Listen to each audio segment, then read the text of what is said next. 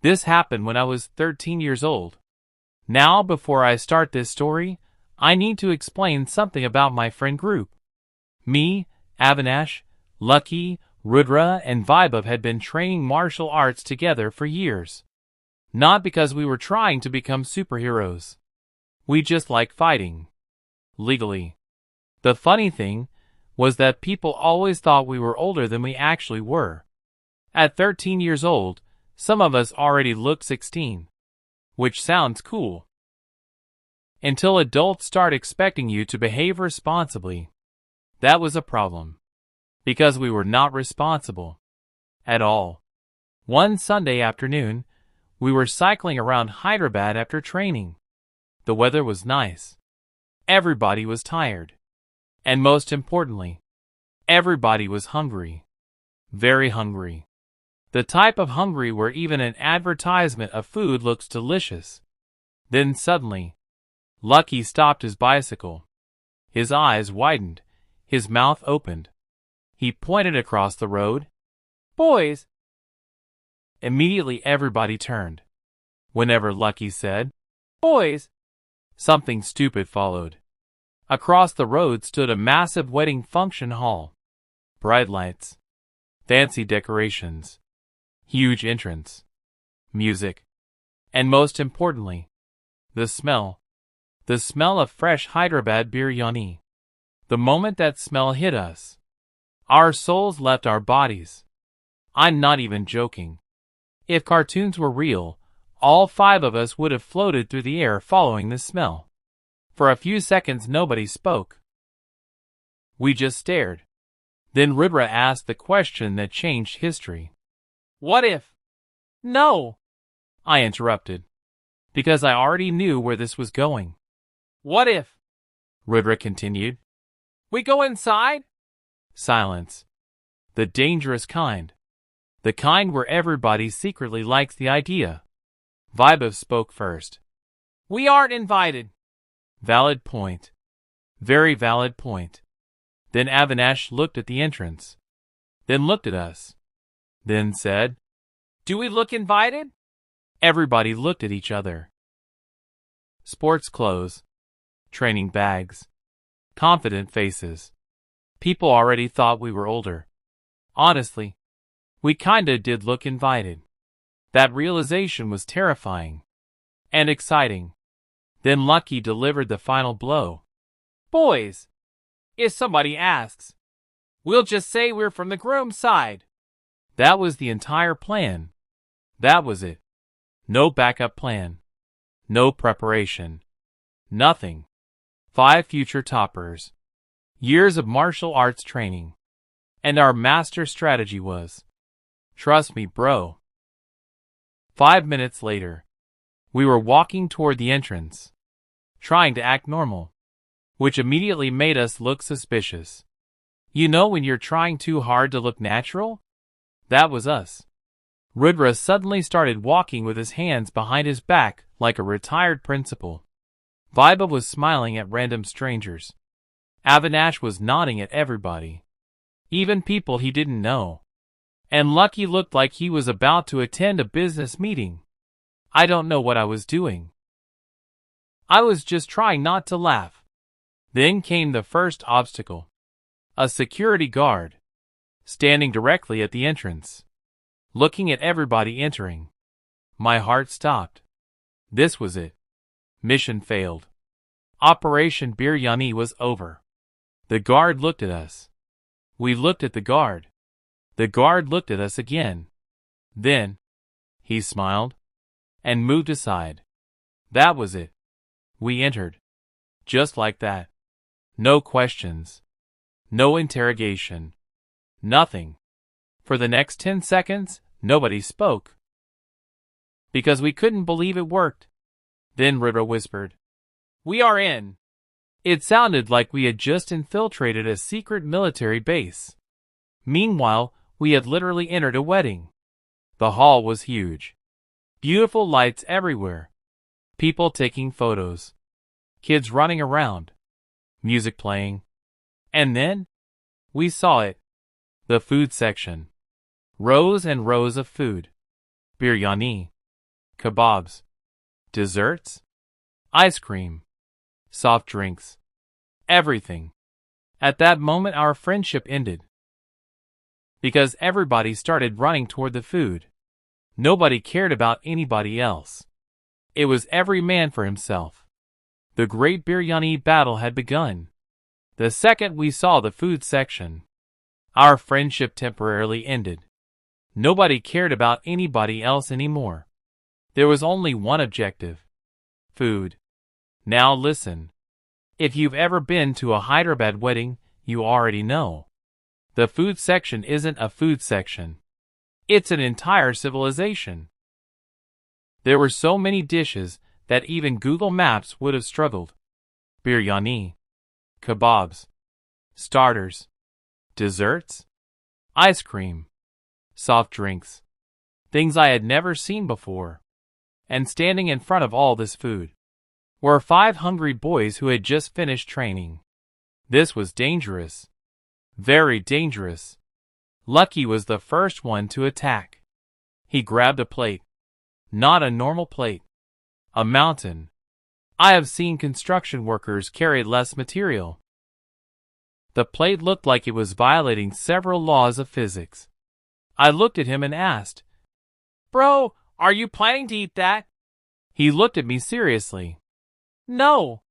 Then he pointed at the biryani. "This is just the starter plate." The rest of us stared. Even the biryani was scared. Meanwhile, Rudra had already transformed into a completely different person. 5 minutes ago, he was sneaking into a wedding.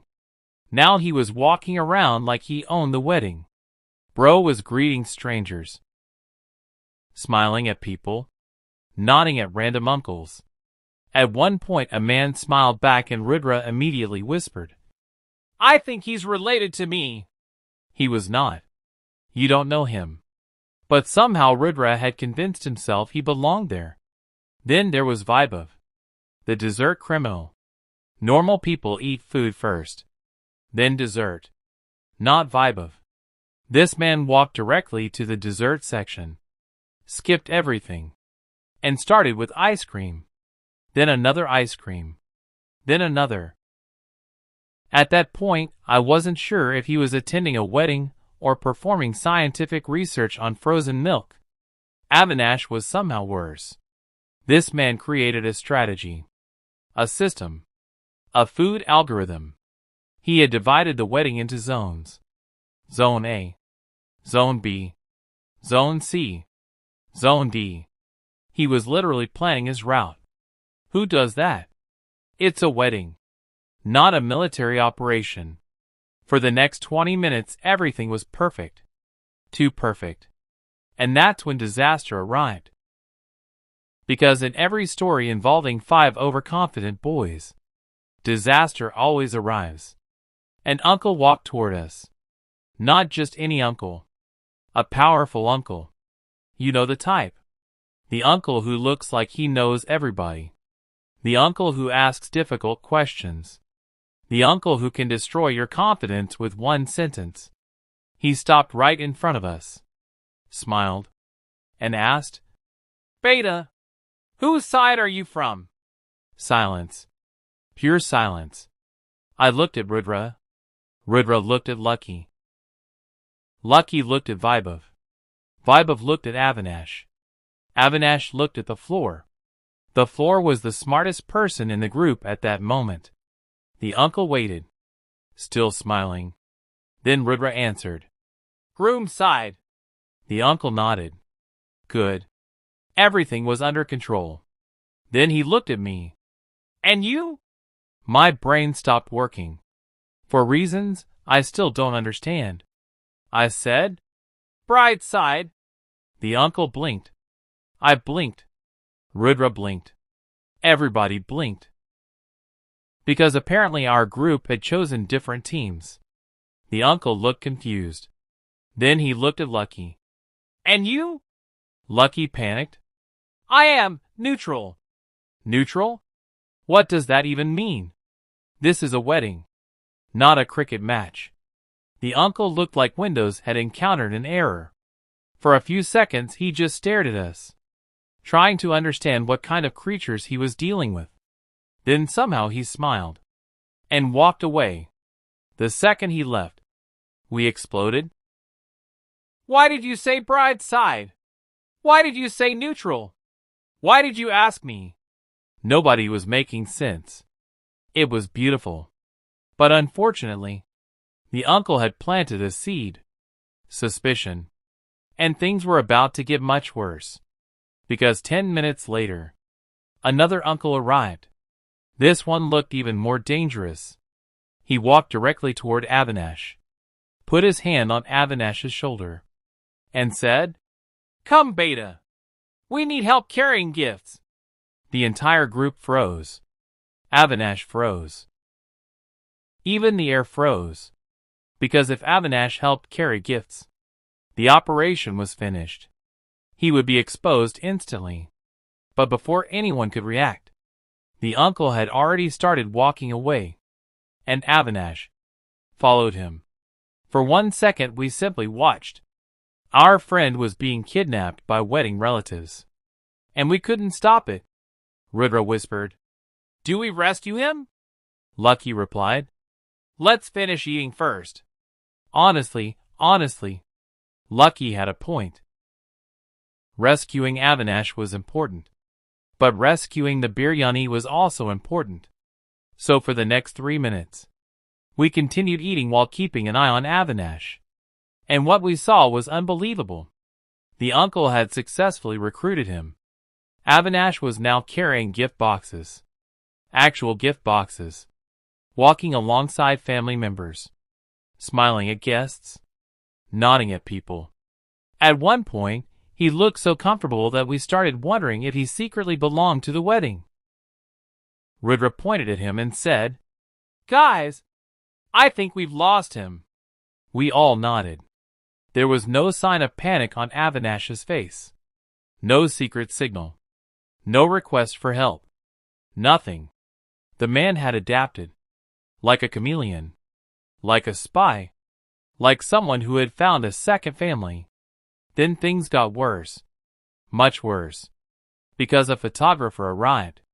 Now, if you've ever attended an Indian wedding, you know photographers are everywhere. You can't escape them. You can hide behind a pillar. Photographer. You can go to the food section. Photographer. You can blink. Photographer. This photographer spotted Avinash. And because Avinash was standing near family members carrying gifts, the photographer assumed he belonged there. Then the photographer said 4 words that changed everything. "Come closer, Beta." Avinash obeyed. Click. Photo taken. Our entire group exploded. "He's in the family photo. He's actually in the photo." Lucky nearly dropped his ice cream. Rudra almost choked laughing. Vaibhav sat down because he couldn't breathe. Meanwhile, Avinash was standing in a wedding album that would probably exist forever. Somewhere in Hyderabad, there is a family that occasionally opens their wedding album and wonders, "Who is that child?"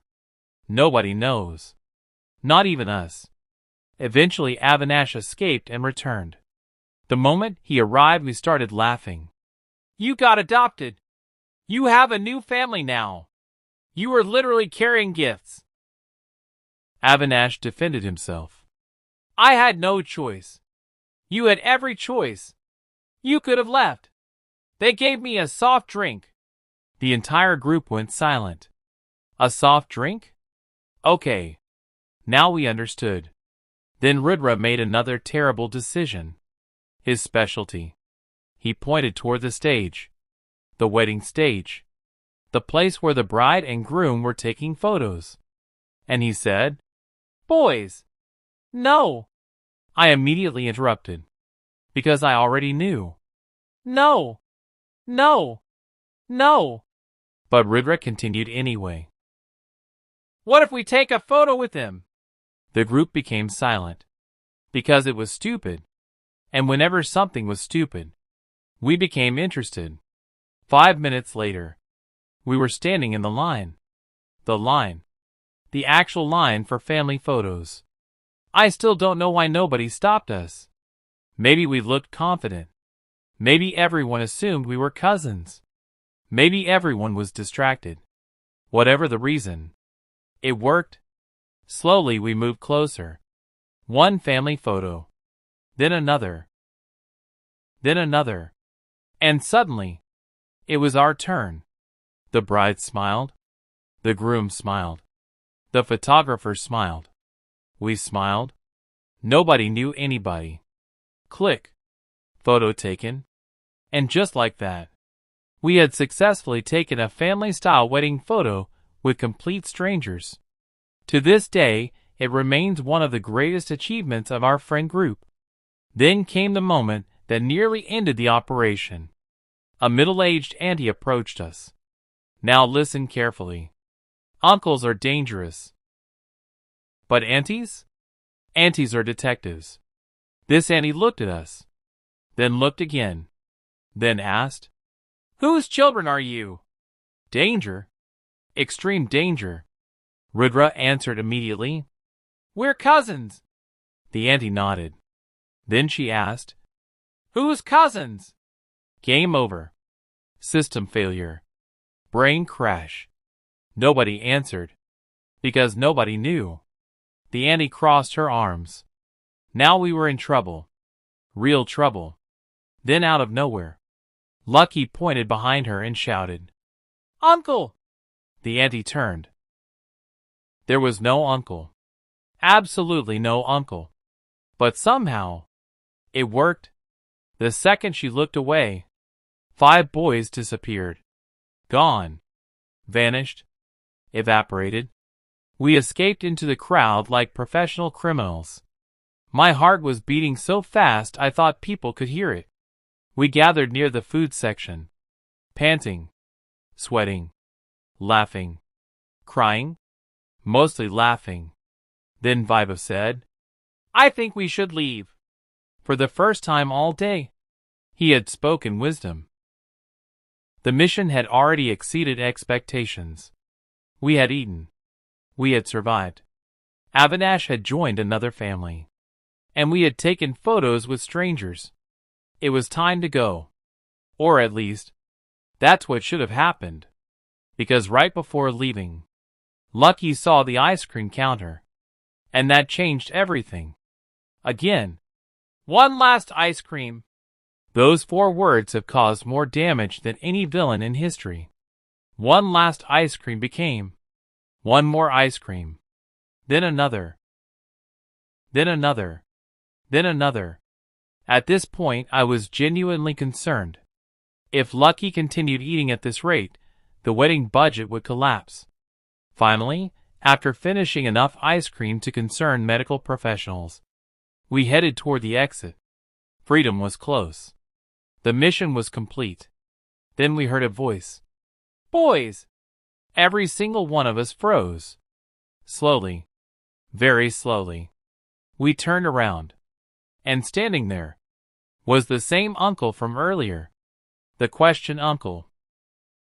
The groomside brideside uncle. And he was walking toward us. Fast. Very fast. Rudra whispered, "Run!" Nobody argued.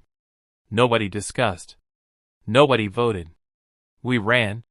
We ran past the decorations. Past the parking area. Past the entrance. Past confused guests. Past everything. The second we reached our bicycles, we jumped on them and started pedaling. For our lives. Behind us, the uncle shouted something.